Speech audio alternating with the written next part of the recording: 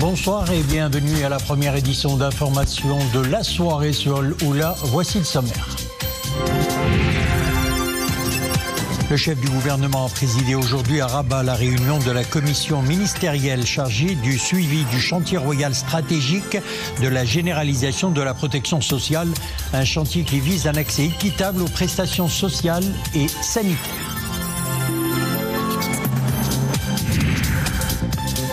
Le ministre de la Santé et de la Protection sociale a effectué une visite de terrain au centre hospitalier régional Hassan II à Agadir.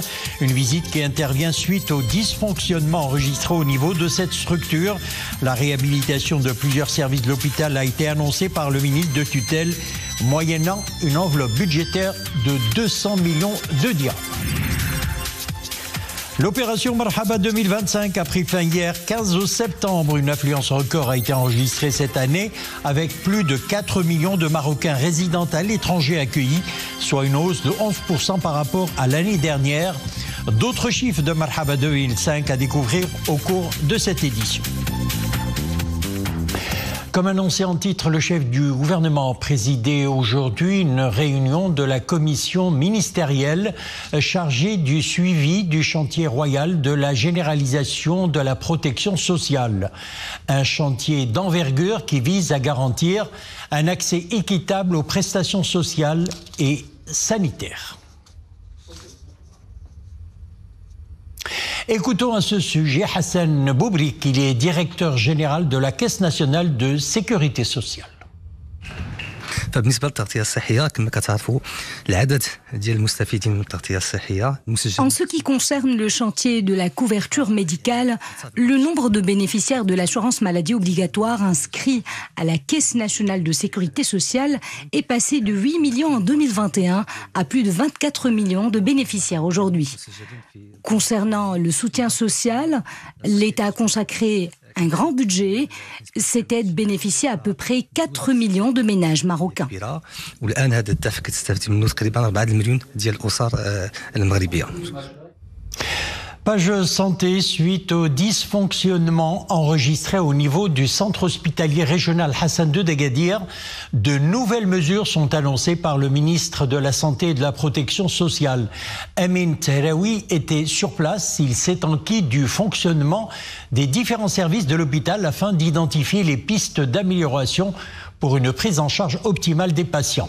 Et parmi les annonces, une enveloppe budgétaire de 200 millions de dirhams qui sera consacrée à l'aménagement et à l'équipement de l'hôpital.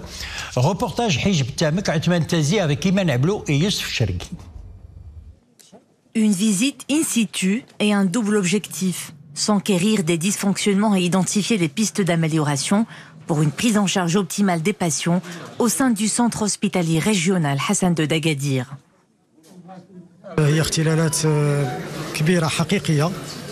Manifestement, il y a de grandes défaillances que j'ai pu constater. Il y a notamment des absences récurrentes du personnel et beaucoup d'autres dysfonctionnements qui sont la résultante d'un cumul enregistré depuis plusieurs années. Nous avons mis en place une commission centrale relevant du ministère de la Santé et de la Protection sociale pour diagnostiquer et proposer des solutions pratiques et urgentes.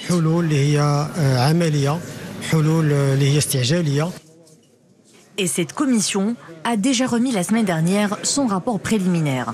Il a été décidé de relever de leurs fonctions le directeur du centre hospitalier régional Hassan II, ainsi que d'autres responsables de la délégation provinciale et de la direction régionale du ministère. Et ça ne sera pas tout. Parmi les dysfonctionnements constatés figure notamment le manque d'équipements et de médicaments. Nous essayons de remédier à cela au plus vite. Les stocks sont renfloués avec un nouvel arrivage de médicaments et d'autres produits pharmaceutiques. Les médicaments sont désormais disponibles avec des quantités suffisantes et la commission centrale en assurera le suivi pour un fonctionnement normal. À cela s'ajoute le travail de la commission de l'inspection générale du ministère de tutelle, chargée de l'enquête au sujet des cas de décès enregistrés récemment au niveau de l'hôpital. Il y a beaucoup de pression sur cet hôpital. Il y a un manque en termes d'équipement et beaucoup d'autres dysfonctionnements.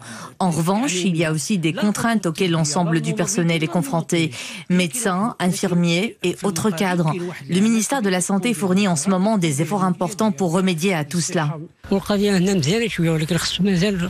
Il y a beaucoup de choses à revoir. Les équipements manquent. Le scanner est par exemple souvent en panne. Je pense que la situation commence à s'arranger. Ce matin, j'ai emmené ma mère ici. Nous avons été bien reçus pour les examens prescrits.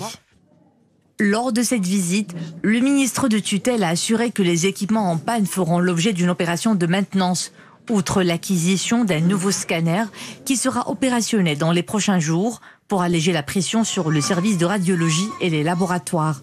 Et pour ce qui est des infrastructures, une enveloppe budgétaire de 200 millions de dirhams est consacrée à l'aménagement et à l'équipement de l'hôpital.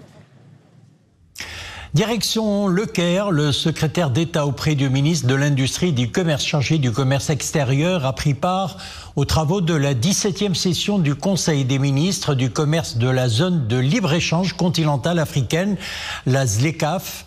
À cette occasion, Omar Hjera a eu des entretiens bilatéraux avec plusieurs hauts responsables africains axés sur le soutien aux échanges commerciaux dans le cadre de la mise en œuvre des hautes orientations royales visant à renforcer la coopération sud-sud et à promouvoir l'accès des exportations marocaines au marché africain.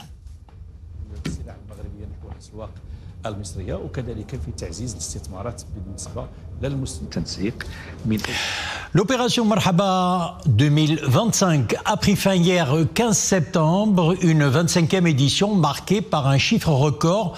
Plus de 4 millions de Marocains résidant à l'étranger ont regagné le royaume cette année, soit une hausse de 11% par rapport à l'année dernière. Cette édition a permis un dispositif d'accueil consacré par donc un quart de siècle d'une opération humanitaire inédite placée sous la présidence de Sa Majesté le roi Mohammed VI. Une opération qui reflète les liens permanents qui unissent le royaume à ces Marocains du monde. Reportage Abdelhamid Jebran et Mohamed Touanina. Le commentaire est signé Sophia Fegroud. Au port de Tangéville, il y a comme un air de fin de vacances. Ces Marocains résidant à l'étranger s'apprêtent à retourner dans leur pays d'accueil respectif. Depuis un quart de siècle, les agents de la Fondation Mohammed V pour la solidarité s'activent dans le cadre de l'opération Marhaba, offrant un accompagnement pour les Marocains du monde. Marhaba 2025 à présent terminé, l'heure du bilan a sonné. Premier constat, une affluence record de plus de 4 064 000 Marocains du monde, soit une progression de près de 11% par rapport à 2024.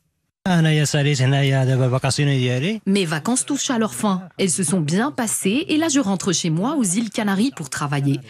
À l'aller comme au retour, on s'est bien occupé de nous.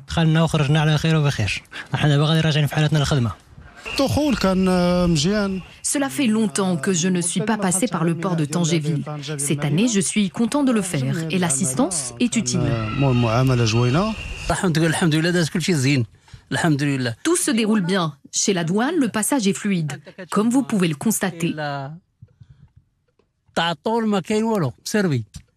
Cette année, 53% des Marocains résidant à l'étranger ont emprunté la voie maritime.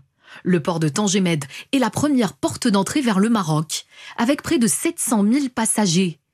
En deuxième position arrive l'aéroport Mohammed V de Casablanca, avec un peu plus de 500 000 passagers. La Fondation Mohammed V pour la solidarité a assuré aux côtés des différents partenaires institutionnels le déploiement d'un dispositif articulé autour de 26 sites d'accueil au Maroc et à l'étranger, avec l'appui de 1000 personnes ressources, dont des assistantes sociales, des médecins et des infirmiers.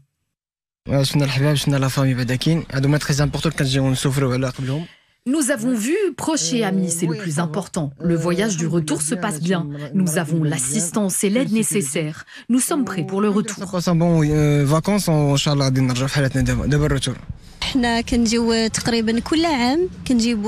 venons au Maroc tous les ans pour voir la famille, mais aussi pour que nos enfants vivent et s'imprègnent de la culture marocaine. Au-delà de l'accompagnement social et médical, l'opération Marhaba a une dimension humaine, de celle qui renforce les liens entre les Marocains du monde et leur pays d'origine. Elle illustre l'attention particulière qu'accorde Sa Majesté le roi Mohammed VI aux Marocains résidant à l'étranger. Marhaba 2025, qui arrivé à sa fin, ne veut pas seulement dire bienvenue, le mot sonne aussi comme mission accomplie. L'actualité internationale dominée par l'offensive israélienne qui se poursuit dans la bande de Gaza assiégée. Aujourd'hui, l'armée israélienne a lancé avant l'aube son offensive terrestre majeure à Arzaville. La défense civile a fait état de 31 morts à travers le territoire palestinien, dont plusieurs à Arzaville.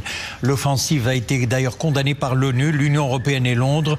À Genève, une commission d'enquête mandatée par l'ONU a accusé pour la première fois Israël de commettre un génocide à Gaza, mettant en cause le Premier ministre Benjamin Netanyahou et d'autres responsables israéliens. Nous restons dans la région. L'armée israélienne a déclaré avoir frappé un site militaire des rebelles Houthis dans le port de Hodeïda, au Yémen, après avoir lancé un appel à évacuer dans cette zone. C'est ce qu'a indiqué un communiqué de l'armée. Depuis le début de la guerre à Gaza, les Houthis ont multiplié les tirs de missiles et de drones en direction d'Israël, affirmant agir en solidarité avec les Palestiniens de Gaza. Retour au Maroc pour vous donner les couleurs du ciel. Le thermomètre est en légère hausse ces dernières 24 heures. Temps assez chaud à chaud sur les plaines, à l'ouest du Haut-Atlas, le Souss, le sud-est et l'intérieur des provinces sahariennes. Par contre, d'importantes orages avec averses localement fortes touchent depuis 14 heures plusieurs provinces du royaume, annonce la Direction générale de la météorologie nationale dans un bulletin d'alerte. Ces averses orageuses 20 à 30 mm sont prévus jusqu'à 23 heures ce soir dans les provinces de Ouarzazate, Tinrir, Zagora et Aoussat. Un mot de sport, Coupe du monde féminine de futsal, le Maroc aux côtés des Philippines, de l'Argentine et de la Pologne. Le tirage au sort a eu lieu à Manille. La phase finale se jouera du 21 novembre au 7 décembre aux Philippines.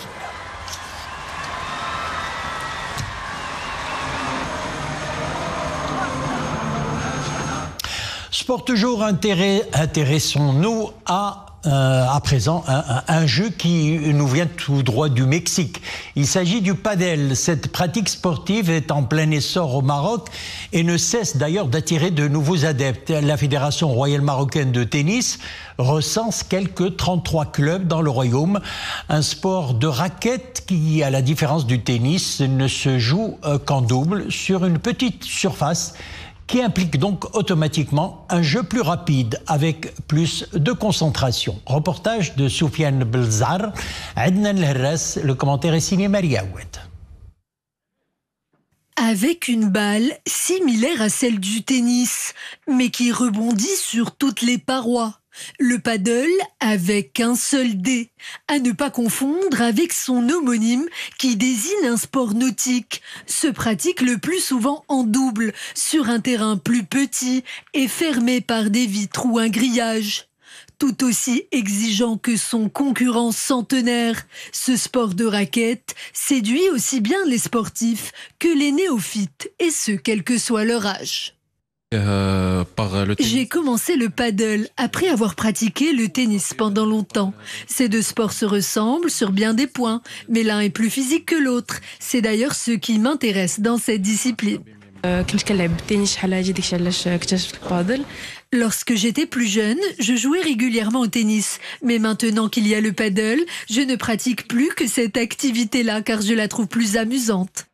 Apparu à la fin des années 60 au Mexique, le paddle compte de plus en plus d'adeptes dans le monde. Fort de cet engouement, le Maroc se démarque d'ailleurs avec ses deux champions, Reda El Amrani et Khalid Outaleb, vainqueurs de la première édition du championnat du Maroc de paddle et désormais en route pour les championnats du monde. Le paddle est tellement populaire aujourd'hui qu'il y a maintenant des tournois internationaux avec des têtes d'affiche. Ce que j'aime par-dessus tout dans ce sport, c'est qu'il nécessite de l'endurance et une bonne cohésion entre les équipes. Au Maroc, le nombre de pratiquants ne cesse de croître, faisant du paddle l'une des disciplines sportives les plus appréciées du moment. Mais est-ce là un phénomène de mode passager ? Ou le début d'une grande épopée sportive? Le cinéma international est en deuil. L'une des figures emblématiques du cinéma américain s'est éteinte. Il s'agit de l'acteur et réalisateur américain oscarisé Robert Redford. Le monstre sacré du 7e art s'est éteint ce matin à l'âge de 89 ans dans son domicile à Utah, dans l'ouest des États-Unis.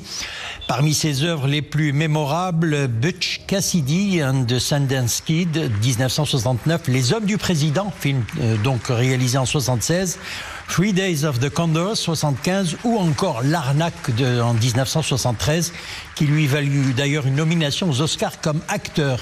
Reconnu pour son charisme sur le grand écran, Robert Redford s'était également distingué par son engagement en faveur de la cause environnementale et climatique en fondant le festival du film de Sundance, devenu une vitrine incontournable du cinéma indépendant.